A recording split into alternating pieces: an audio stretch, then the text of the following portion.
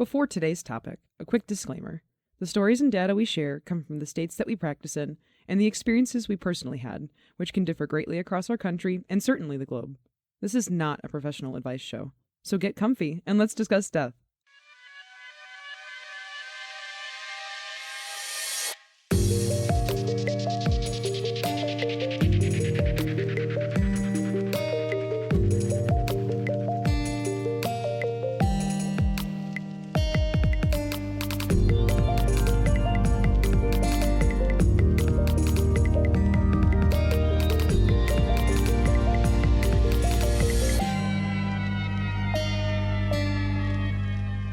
Hello, and welcome to MortMic, a down-to-earth discussion on death and dying. I'm Jem. And I'm Red, and we are your, funeral directors this episode.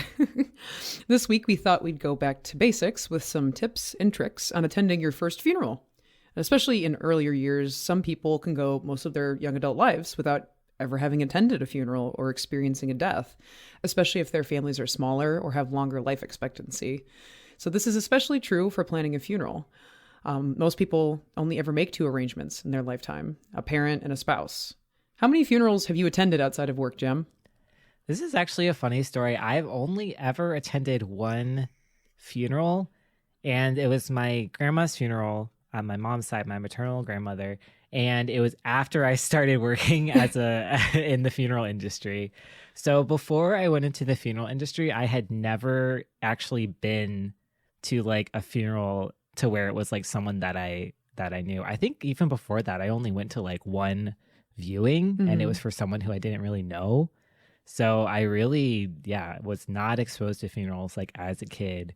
A lot of times people don't bring their kids to funerals. And then sometimes like my family is really small and really young. So we didn't like have like old people dying all the time. So I never really went to a funeral when I was a kid.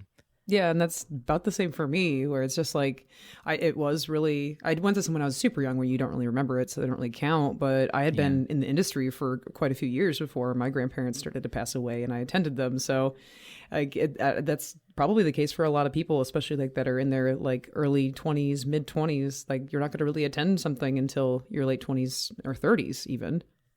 Yeah, so I think that, a lot of questions that I get from even I think my brother asked me, it's like when we're doing this podcast, I think one of the biggest questions is like, what do I do in like anything surrounding death? Because I think that funerals are, if you've never been to one before, they're kind of scary because you don't know what to do. You don't know what to say. You don't know what's appropriate to do or say. And you don't want to make anyone more upset than they already are. So it's totally valid reason for being kind of afraid to approach the subject and not really knowing what to do when you first get invited to a funeral. Yeah, definitely. And so today's going to be a little more specific. We've already mentioned in our episode Someone Has Died 101 about what to expect when someone actually passes away. So like the transfer, the initial funeral arrangements. So we're not really going to be talking about that and having a lot of crossover into this episode. So we just encourage you to check out that episode if that was something you're interested in hearing. But today what we're actually going to be talking about is mainly the typical American Christian visitation and funeral ceremonies. So we have many future plans to discuss, other cultures and other religions throughout the world. So that's going to be saved for later on. This is mostly about that American Christian experience with a funeral. I just thought that this would be a good start position for something that a lot of people will end up experiencing, whether in their own families or as friends. So a good place to start, what a lot of people wonder, what do you bring? What do you prepare for? What goes into like some pre-planning before you show up for your first day of visitation? And so for families, a funeral should resemble a good party. And that sounds kind of messed up to say, but like it should have a lot of the same key elements. So photos, music, and food, the things that make a party good. Because those are the same things that when people come together in many different American traditions, those are centerpieces. So for photos, they can come in the form of photo boards that people put together. You can bring just straight up photo albums and frames off your walls. And then a lot of funeral homes can just bring a flash drive with JPEG photos on it for them to put up onto their screens to do like a little slideshow on their televisions that are in the room. Music follows some very similar patterns, bring in CDs, flash drives with music on it. log into Spotify or YouTube on their computers. But with the technology stuff like this, it's always a good idea to talk to the funeral home ahead of time to make sure that they can actually do that on their systems. And then always try to bring those things in about 24 hours ahead of time so the funeral home can test them and make sure it works with their system, because it has happened multiple times where I've had families bring in stuff the day of and it doesn't work, and then they don't get pictures the entire time, which is a really big bummer. So always allow the funeral home time to be able to look into those kinds of things. Yeah, and the stuff with the music and the photos, especially for visitation. So visitation is an event that kind of happens either a day or like even on the same day as the actual funeral ceremony. And it's basically just kind of like a wake, if you guys have heard of that, or like a time for people to come and visit the family, to come and, reminisce and spend time with the deceased and kind of be in that moment. But the thing about photos and music that I always remembered from when I used to work visitations is that it was so refreshing and so cool when someone brought their own music, because like the stock like funeral home like our elevator music is so bad. It's and really it's bad. so awful. It's like elevator music, but it's like weird like Wind Beneath My Wings, except elevator music style. It's all got kind of like a religious tone to it. Yeah. Like... So if you have like the music that your decedent or your deceased person liked, or you kind of want to cater to something else, or like if you found a playlist on Spotify that's like cool songs to play at a funeral, just like please bring that in. It would be so much more personal and so much more meaningful, I think. Definitely. And that does lead me to my next point, which is personal items. It's very important to try to personalize the service and the visitation, like everything surrounding it, to the person who passed away. And when somebody walks in that room, you want to be able to have different talking points and show different aspects of a person's life. So anything you can do to do that, whether it's photos, music, actual items. So if your family member was into a specific hobby, bring in their sewing work, bring in the paintings that they made. This is so important to be able to have around and show off who that person was and what they were about. And these are things you can bring just right when you're coming in for your visitation. You don't necessarily have to bring them ahead of time unless you have a lot to bring in. And then, the funeral home can have them just set up and ready for you guys ahead of time. But otherwise, you can just bring it then. It can be a fleeting thing, whatever you happen to find that is important to that person that you want to show off. The next thing that is often kind of unknown, but is probably should be required, honestly, is food. You can bring food to the visitation. Of course, this varies per funeral home. You have to check your funeral home guidelines. They may have limitations, or maybe a certain state requires certain licenses or whatever. But I feel like most of the times you can have food at your visitation, as long as it's in like a separate area from the deceased body. This is really beneficial, especially depending on the length of time of the visitation, and what kind of food that you're going to supply. But I will say that every visitation that I've attended that has supplied food has been like just so fun. I don't know what it is about like having food. It's like having this separate space where people can go and be away from the sadness, because funerals are sad, and be away from all of that really heavy emotion, like in the funeral parlor, in the visitation room, and just go kind of refresh, get their energy back, hang out. I think it's really important for families too to have that space where they can like leave without leaving and have that separation, because visitations can be long and no one wants to be standing there, saying, thank you for your condolences for like 5 straight hours without anything. So I don't know. I always really like the ones that have food. And then sometimes they let us eat the food, which is really cool too. I always love that. Oh, that's the best. And I know some people might be thinking, okay, well, food and alcohol go hand in hand. So obviously there might be some funeral homes that may allow that sort of thing. But from my experience, I don't necessarily think so. There's a lot of licensing and risk taking that goes into allowing alcohol in your establishment. Absolutely. Yeah, it's listen. I know I know you're all out in the back of the lot drinking beers anyway. So like keep your tailgating pretty reasonable. There is a good reason that funeral homes don't allow alcohol inside unless it's being served by somebody, because it does get out of hand. I have hundreds of stories about this, why it's a bad idea. Exactly. But I also know that alcohol can be a really important part of a lot of cultures where it's just like, yeah, we all do a shot for grandpa who passed away. Like it's definitely something that's worked into a lot of different cultures. So like, I'm not going to say don't do it. Just be smart about it. Yeah, I'm going to say don't tell anyone we told you this, but a lot of visitation staff are pretty cool when it comes to sneaking in a flask or two. Just saying. Yep. So if you have children, it's also important to think about them. Obviously, you want to be able to offer to your children the ability to come to a visitation if it's something that would benefit from. But it's also important to note that length of time again. If you're going to be there for 8 hours, you should bring stuff for them to do, because they are going to get bored after about the first 30 minutes.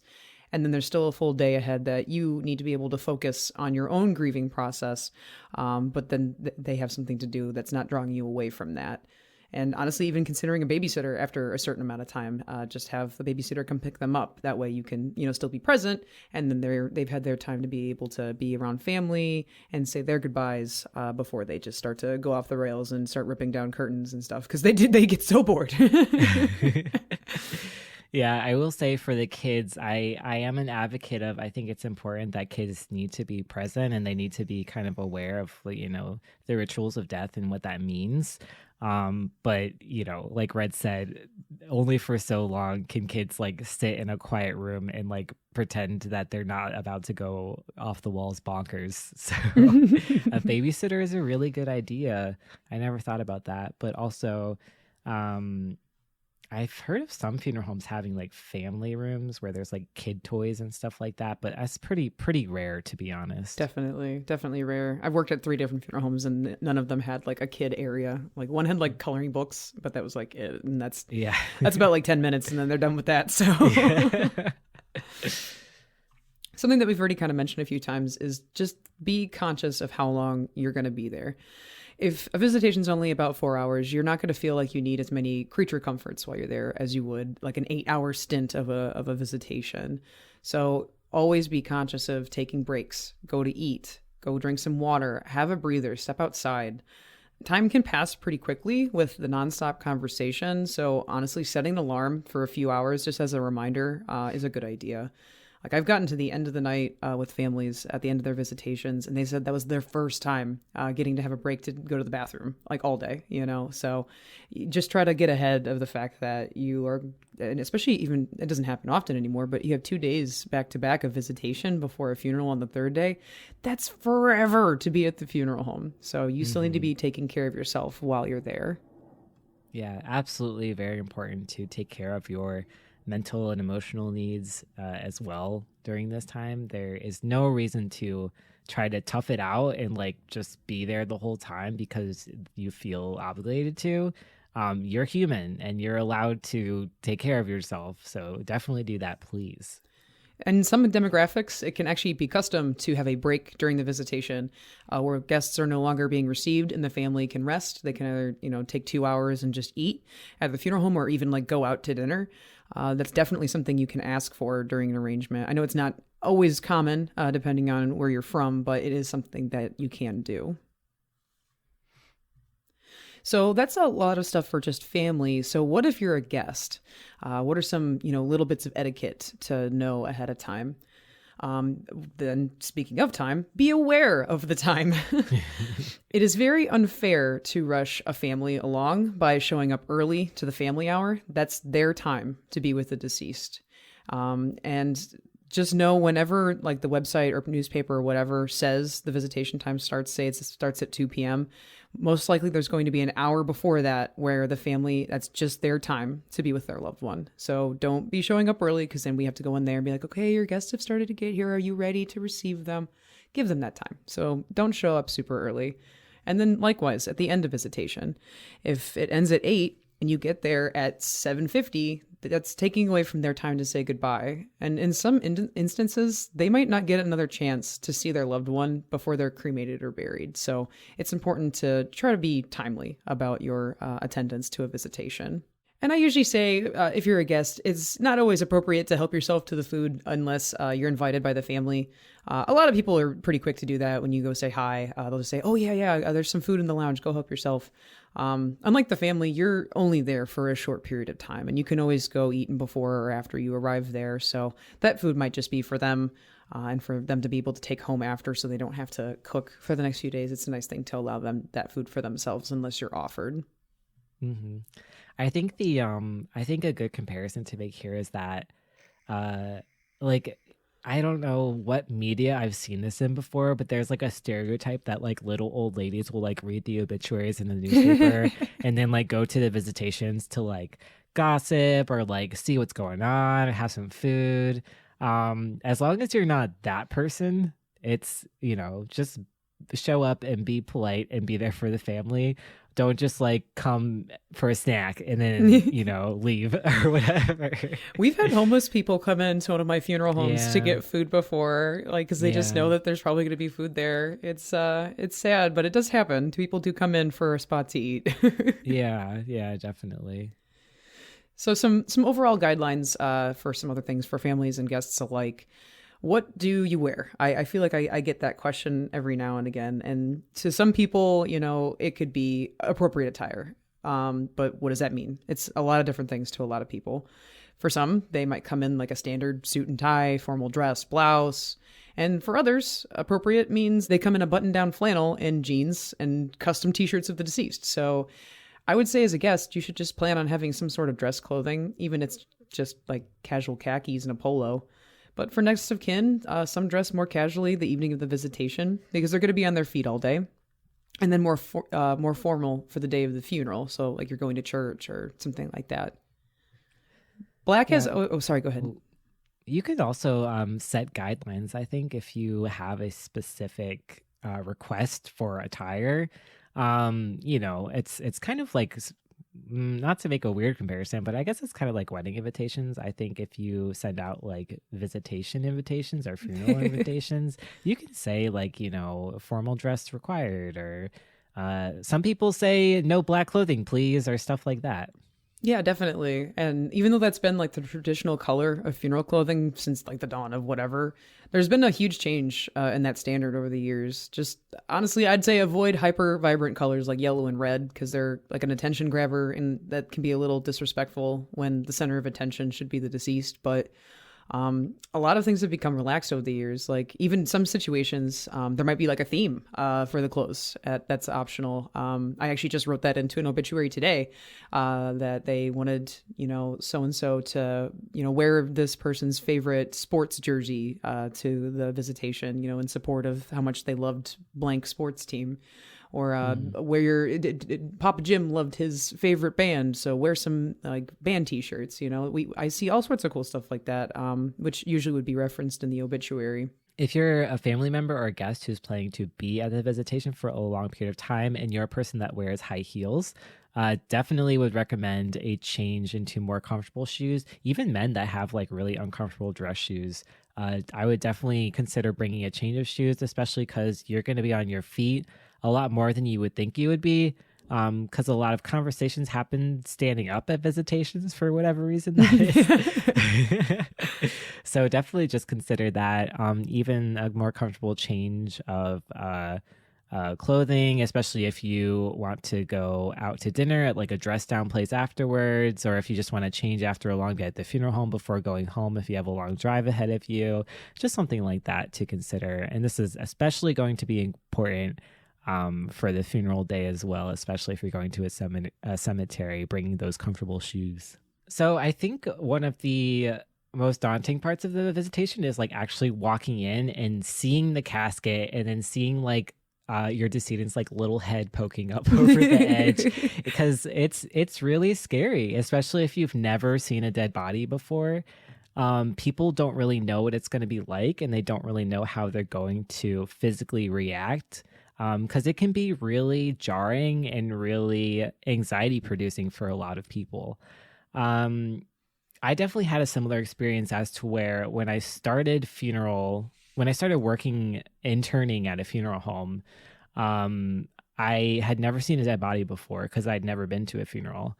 So it was definitely that whole like, okay, here we go. They're going to open the door and there's going to be a dead body there and it's going to be fine. And they're going to look like a dead body and it's going to be okay.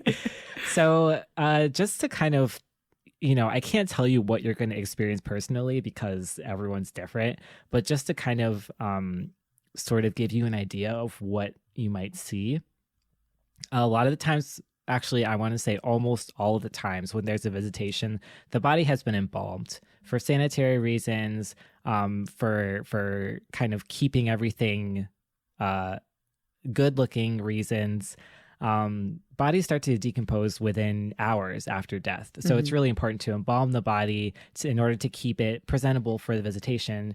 I think one really good way that it was described to me, embalming the body and doing the makeup and trying to make the deceased look as if look recognizable and look familiar and look more comforting than just a dead body laying there. Right. I think a really good way that is described in the funeral industry is that you want to create this really nice memory picture. And that's one of those like funeral flash words that we like.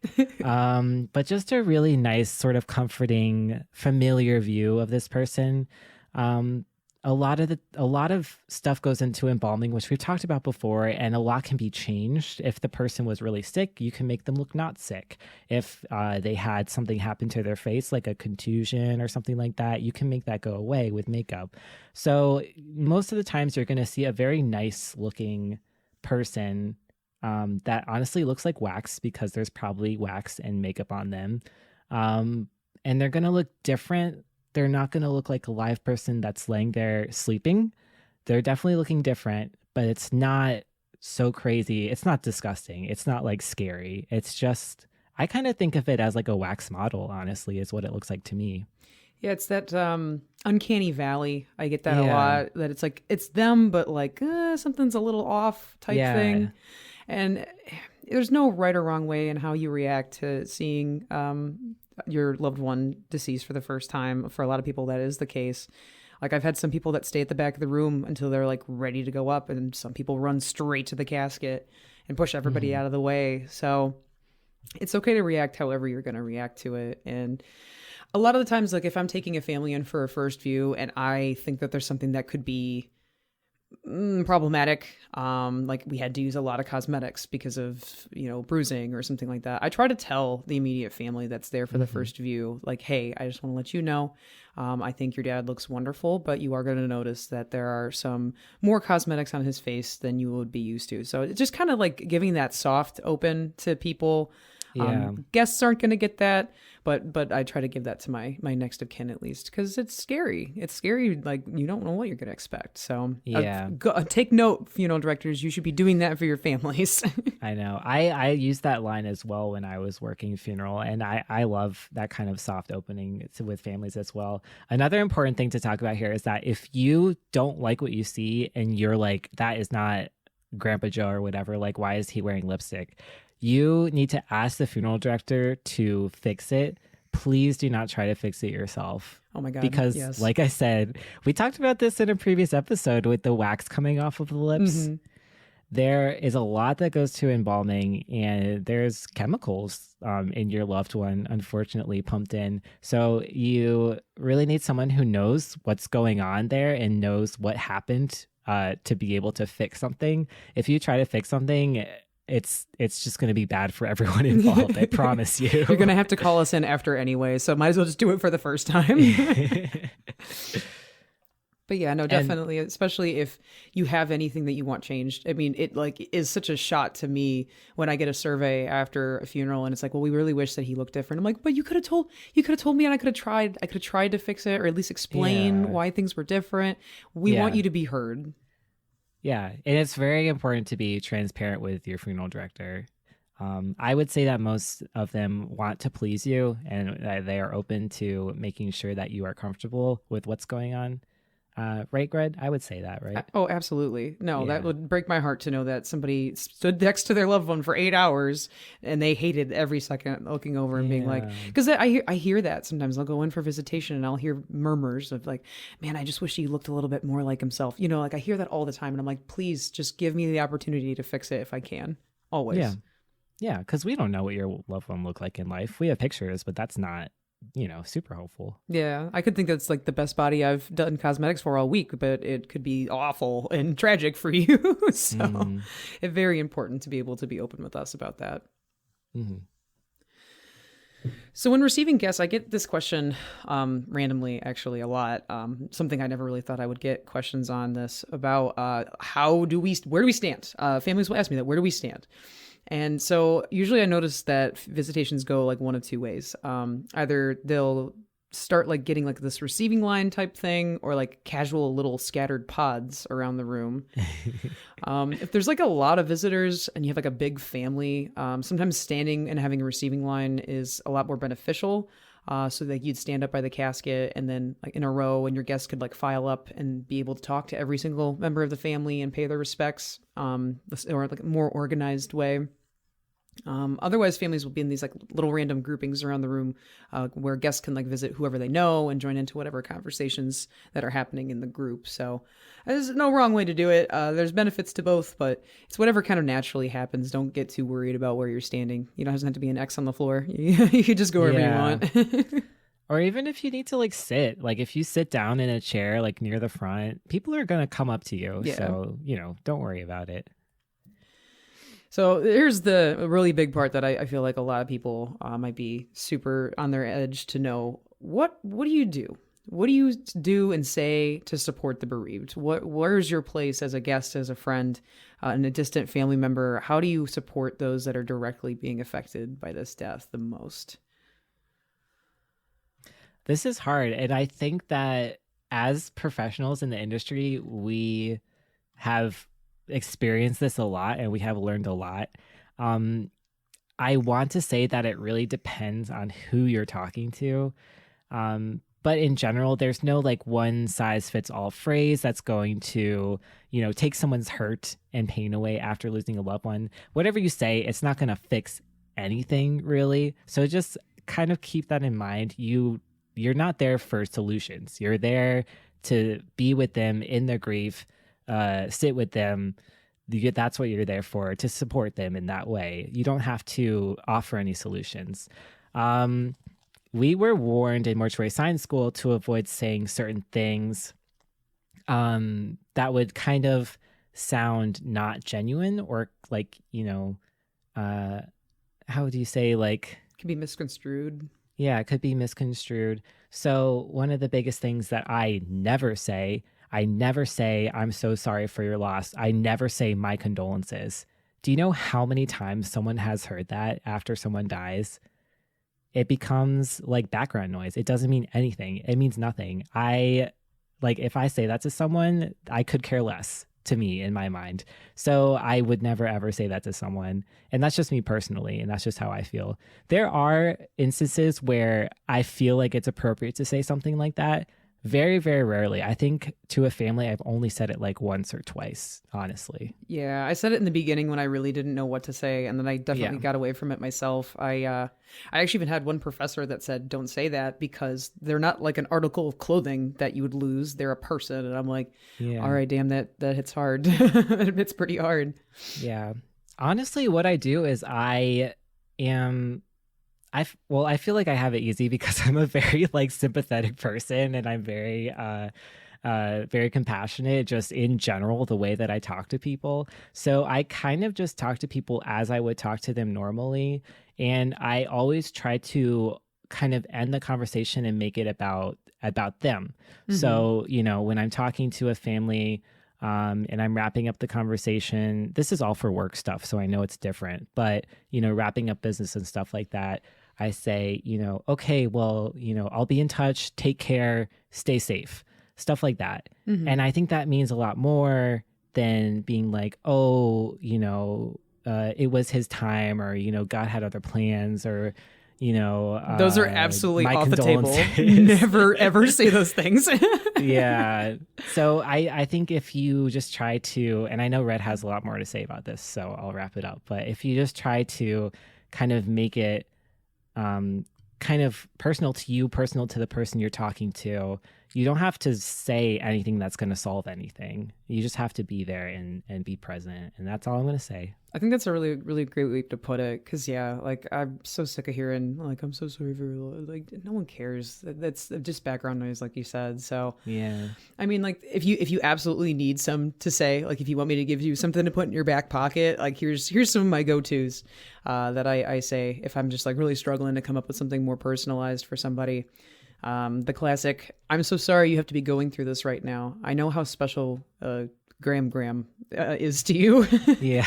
Or I can't imagine how hard this must be for you right now, but I'll always be here for you when you need me. Just stuff like that. And it also opens you up to be a resource to them, which is really important because that's what people need in a time like this. Yeah. And honestly, you can say a certain phrase 1,000 times and just one family might take offense to it, but that doesn't mean you have to change your entire vernacular out of like being gun shy. Some people are just more sensitive than others. I think another thing I want to stick in here is that a lot of people do this to families in this crisis moment. They go, if you need anything, let me know. Oh my God, yes. When you say that, that's a very open-ended statement. So I think, first of all, it puts all of the pressure on them to contact you. Second of all, they have to think of something that they need you for. So if you think about it, it's really putting more pressure onto them, and they're probably not going to contact you, even if they could use your help. So I think what I recommend that people should do, if you want to offer like specific services or you want to offer your specific help, think of something very specific that you can do. Like, hey, do you need help? Getting all this stuff back to your house after the visitation, like I'll help you. I have a big car. Or what about like, do you want me to, or can I cook dinner for you on this specific day? Or, hey, can I come, mow Graham's lawn? I noticed it was getting longer or something like that. Very specific things that are going to help them during this time, that you can do for them instead of just being like, hey, what can I do for you? Because no one's gonna tell you to do something. They can't think about it. Yeah, definitely. And it also depends, like there's some people, like especially widows or widowers, that have gone their entire lives while they're married to this other person without doing specific chores because Robert was always the one that put the gas in the car and I don't even know how to start the dang thing. So like you can definitely reach out with much more specified service to them, which would actually be extremely helpful. It just takes a little putting yourself in their shoes to think like what they might need right now. And I think food is especially a good one. Food and housework, like that's perfect. Yeah, definitely. So just some other tidbits about just talking to someone who's lost a loved one, just some little more tips. It is okay to bring up the deceased. They are not taboo just because they passed away. Their names should be able to be said without any fear. That is their loved one, and they're always going to be their loved one. Just because it's a day after, a week after, a month after, a year after, like keep using their name, keep them alive through talking about them, and then it's okay to talk to their loved ones about them. I would say it would probably not be appropriate to ask the cause of death, though. Yeah. So like I'll get people that come up to me during visitations and be like, so like what happened? It's just like, get out of here, vulture. Like that doesn't matter. Get out of here, vulture. Especially in someone who passed unexpectedly or traumatically, I would definitely not ask the family about that. No, absolutely not. I mean, just depending, and yet again, it's all kind of feeling things out. Giving someone space to be able to share their story and their loved one's story can be healing. And you can be pretty tactful about saying it. So like, what did you and Grandma have to go through these last few weeks? Was she sick for a long time? Is it okay to ask? So like you can say stuff like that way where it's not being creepy about trying to find out the cause of death, but gives them the space to talk about their story. But also don't be shocked if they say, I've already told that story 1,000 times tonight. Can we talk about something else? Like It's probably very true. They probably have talked about it quite a bit. Mm-hmm. And of course, it's always a great idea to ask how your friend or your family member is doing mentally, like whatever they're going through. Hey, how have you been the last few days? Have you been sleeping? Like that kind of stuff. People love to talk about themselves, and it's very important to give them the space to do that. Mm-hmm. But the last thing I'll say about this, because I know I can beat a dead horse on a lot of minutia, keep in mind the line behind you. It's important to allow others time to be with the family. Don't monopolize that time when there's a line out the door. Everybody deserves a chance to, pay their respects. So don't be telling every single story about your time. You're the neighbor that comes and just decides to take up 40 minutes of the family's time with old stories and prattling on about things. Like, everybody deserves a chance. Yeah. And there's other people at the visitation you can talk to. You're allowed to talk to other people if there is a group of people sitting and they kind of look like maybe Graham's line of family. I say that it's fair to go up and introduce yourself and talk to them. I think a lot of people would like that. Yeah, how did you know so-and-so? And yeah, that can spark all sorts of fun stories, and you'll probably find connections that you didn't even know you had. Yeah.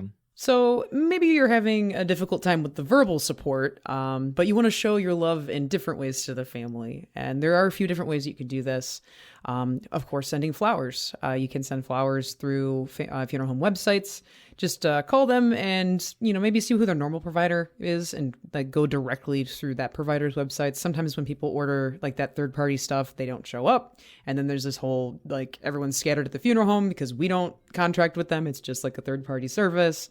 So usually going directly to the funeral home's florist is the best. And please, for the love of God, stop sending peace plants. They are the worst. They are the cheapest option usually, but it's just like no one wants to take care of a peace plant, especially when there's like 5 of them. Oh, okay. So a peace plant is like that.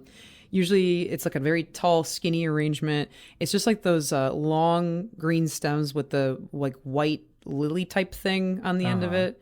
It's, oh God, they are just stinky and like, it's like a potted plant. Yeah, it's like a potted plant, and they're usually like the cheapest thing that you can send. Oh God, no potted plants. No one wants a plant from Graham's funeral. Sorry, guys. No, like you're giving someone like a chore. Like, yeah, stop that. Just pretty flowers that'll die like a couple days later. Right. Food is also something else that you can consider sending to families. I would always check with the funeral home, though, to handle this best because some funeral homes don't have refrigeration if you have them delivered early. Like I just had a recent issue where somebody ordered bagels through a third-party website and they got delivered on a day that there were 2 families and there was no name on it and no one to contact. I'm like, I don't know who's supposed to get these bagels. Like that was a whole stupid problem. So yeah, like it's just the dumb things you never think about, until it's a problem. They did get the bagels though. We figured it out. Great. Good.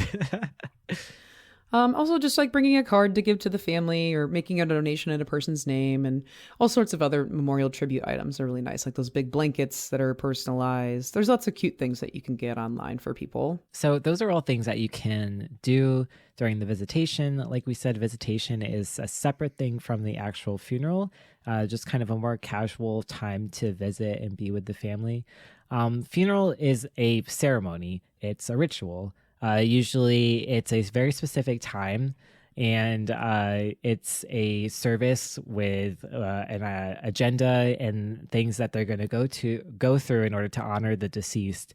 So it's very important to be on time, exactly on time. You can be early for the funeral, but just, you might have to wait somewhere, but just please be on time. It's unfair to delay things for others.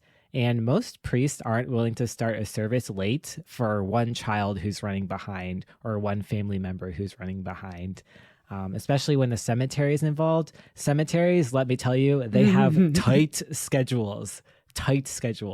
So it's very, very important that things need to be kept in a timely fashion. I even try to like factor in, lateness with when I schedule services, but we should just be starting on time. Like it's like one of my biggest pet peeves. Like, oh my gosh, I hate it so much. Something else that's another pet peeve of mine, because like I swear to God, my entire job in this podcast is the platform for me to talk about everything that bothers me about my job. is to silence your cell phone before it starts. Like I am surprised that I have to say this in the year of our Lord 2022, but like I'll even make the announcement at the beginning of the funeral service and there's still a phone that goes off and I'm like, dude, you knew what you were doing today. Like, Oh yeah. No, it's inevitable. Not calling out boomers, but like it's a lot it's of always boomers. gonna happen. It's never been a young person. I swear to God, it's Yeah. always boomers. Like, no offense, guys, but it's so important. Like, you think it's not going to be happen to you. You think you're not going to be the one that gets the call, but it happens all the time. And Yeah. it takes everybody out of the moments that they're being able to have as a collective, like getting words of comfort. Like you're literally ripping them out of that mental headspace when you do that. It's so Mm-hmm. unfair. Mm-hmm. I agree. If you're speaking, be prepared, write down your speech, give it to another family member, make some copies, have someone read it for you the day before. Or if you find yourself unable to speak, you can have someone read your speech for you on the day of. Definitely be prepared. Don't be like, oh, I'm going to wing it and it's going to be beautiful. More likely than not, it's not going to be beautiful. No, it will and, not be. it's going to be a big mess and it's going to be embarrassing. So definitely don't be that guy. Yeah, honestly, especially if it's like your family's allowing an open mic where people can get up and share stories. Like I'm so tired of it. Like having one person get up and then like just tell weird stories for 20 minutes that's longer than the actual funeral itself. Like just don't be that guy. Like people are literally looking at their watches and leaving to go to the bathroom like in the middle of the service because you're taking too long and kind of making it about yourself, because that's usually what happens when you get up Yeah. without a plan, is that you start to talk about yourself, because it's the thing that we do when we're nervous. So if you, Also, something of note to families, maybe don't offer an open mic. Maybe if you're Also like, that. oh, Uncle Joe has some really funny stories, maybe ask Uncle Joe to tell like one story and that's it. That's all we need. and if there's a luncheon, you know that there's always a great time to share stories at the luncheon. So it's not like you Exactly. have to do it at the funeral. Some other tips for the day of the funeral. Think of ride sharing for the day, especially during a procession. Makes it so you don't have to have a longer procession. I hate the tradition of the procession because I feel like it's very dangerous. Not because our drivers are dangerous, but everybody else on the road could give less of a crap what's going on. They cut in and out of procession all the time, running almost into people. Fortunately, I've never had an accident in a procession that I've had, but it does happen. And the less cars in the procession, the easier it is to keep everyone together. So ride sharing is a great idea, especially if you get to offer it to, like the spouse or something, hey, grandma, let me drive you that day so you don't have to worry about it. That's always a really great thing to do. Mm-hmm. I do really like the idea and the tradition of procession. I think it's really cool. But I will also agree it's extremely dangerous and incredibly nerve-wracking. I used to drive the hearse in funeral processions for the funeral home that I worked for, and it was a disaster every single time. Driving through like a downtown area is awful. I would lose half my procession sometimes and then show up like Yeah. 10 minutes later. It can be such a nightmare. Yeah, definitely. Like we talked about before, pack appropriate shoes for the cemetery. Stiletto heels and cemeteries do not mix. You're gonna sink right into that ground. And don't worry, you're not gonna stab any caskets, but like it's still not fun. No, it really isn't. I've had some pallbearers and stilettos that are just going right down into the ground, and I'm just like, Yeah. oh, Oh come my God. on. And especially in the wintertime, and if you have an area where you get a lot of rain or something, cemeteries can get kind of nasty, and there's not walkways to the graves usually, especially your specific grave because it's new. So definitely be prepared for that. And just to go along with what we were saying before, food being a huge part of the funeral ceremonies for many different cultures, luncheons are a great addition to the funeral day. A lot of churches and even funeral homes have luncheon areas that you can go back to after the ceremony. So I would definitely ask your funeral director during your arrangements if they have any recommendations for either local restaurants or banquet halls and things like that. They'll definitely have like a list, or they'll be aware of something to offer to you. And I know it can be kind of tough to figure out a head count ahead of time, especially like if your catering needs to be ordered. So, if asked, funeral directors actually can call in a head count to a restaurant the day of during your service. So while your funeral's happening, they can give them a call and a heads up. But when you're actually trying to come up with the number yourself, cover your immediate and extended family first and foremost, and then add, I would say maybe like 30% on top of that. Not everybody always goes to the luncheon afterwards. Worst case, you have extra to take home, or you can just have like a few pizzas phoned in for anybody that comes over your estimated head count. If you still have flowers and photos and things to pick up at the funeral home after, you can either plan to come back the next day. You don't have to do it all in one day. It's already a really long day. You can give yourself a break, and we can just hold on to that stuff for you guys, like for the next day. Don't be breaking your back just to come back to the funeral home and grab some photos and flowers. And if you actually don't want to take the flowers home, a lot of funeral homes have different places that they can have them donated to. So like nursing homes and things like that to, spruce up their areas, which is always a really good option. So don't feel obligated to have to take home like 30 flowers and find room for them in your home. We have a little other considerations section at the end here, and I really like it because the first bullet point is so important. Difficult friends and family, how to keep them from attending. And then underneath it says, elderly visitation staff are not bouncers. And I cannot stress this enough. A lot of the times the visitation staff for the funeral home are not actually funeral directors. They're just volunteers or like very minimally paid part-time people that just want to help out, and they like helping people in funeral homes. They cannot keep your like crazy Aunt Shirley from like busting through the door, and they're likely not going to do that for you. So if you have a difficult family dynamic, this is something you really, really need to think about, because this happens quite often in visitations and funerals, I think. Definitely. I mean, like, I've been told, like, oh, well, here's the exact name and what they look like and all this stuff. There's going to be hundreds of people coming to the door, and they can't be looking out for every single one of them. So if this is going to be a problem, the most that the funeral home staff is going to be able to do is call 911 and get police on site to be able to deal with somebody that you want removed. That's the best option. I have had some biker families that like station some bikers at the door that know, and I'm like, hey, if you want your own bouncers to be there, sure, you can hire them, but that is not a service that the funeral home offers. Yeah, we don't have a bouncing service. Yeah. But like Red said, we do call and have called 911 on families. It is a thing that we are very aware and equipped to handle. But yeah, if it comes down to that, we're not getting involved at all. Sorry. Poor little Beverly at the front desk is not going to be able to put someone in a headlock. Like Beverly, no. Beverly, no.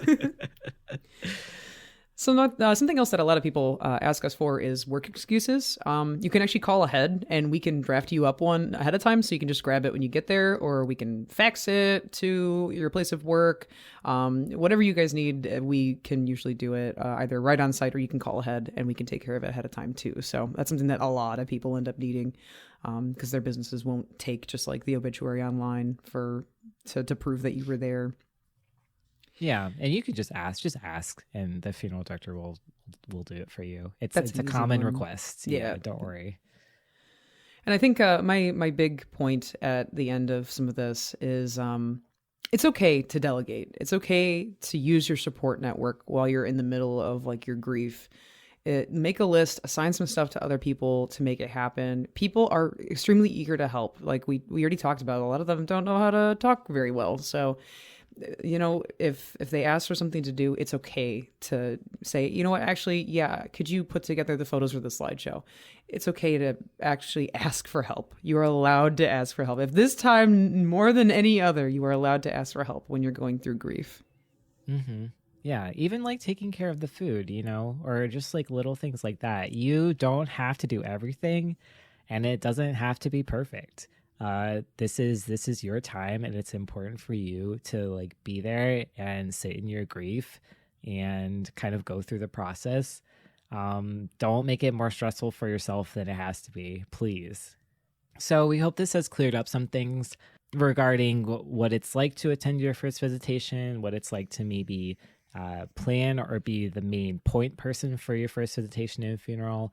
Obviously, like we said, things are going to vary per family, per religion, per traditions and customaries. But I think the most important takeaway that we've said several times already is that the funeral and the visitation is for you. It's about the deceased and it's honoring the deceased and it's memorializing the deceased. But the reason why all of these things are taking place is for people to be able to sit with their grief and be there with it and process it and start the healing process. And that's really, really important. It's something that you can't forget about. Freaking out about, oh my God, who are these bagels going to? Like, no one in our family ordered bagels. It's, leave that to the professionals, which is Red and other amazing funeral directors in the field. Aww. And, this is your time to do this. You don't want to have a day where you're going to be in the future and looking back and being like, man, I really wish I was more present. I really wish that I wasn't so stressed.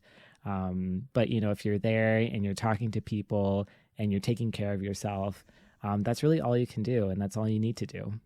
I think that was really well said, Jem. Perfect. And that's all for this week on MortMic. We'd love to connect with you guys on our socials. So follow, and subscribe to us on Facebook, Twitter, and YouTube at MortMic Podcast. It would mean a lot to hear your feedback. So tell us what you think in a comment and drop us a rating on whatever podcast hosting site that you use. If you have any suggestions on topics you'd like to hear about or burning questions you might have about death, shoot us an email at mortmicpodcast@gmail.com. I also want to give a huge thank you to our friend Marcin for the use of his song titled Deputies of Death, which he produced just for our show. You can check out his Bandcamp at marcinmusic.bandcamp.com. Thanks, Marcin. And be sure to tune in the first Thursday of every month for some more casual discussions on death. Thank you so much for listening. This has been MortMic. Bye. Bye.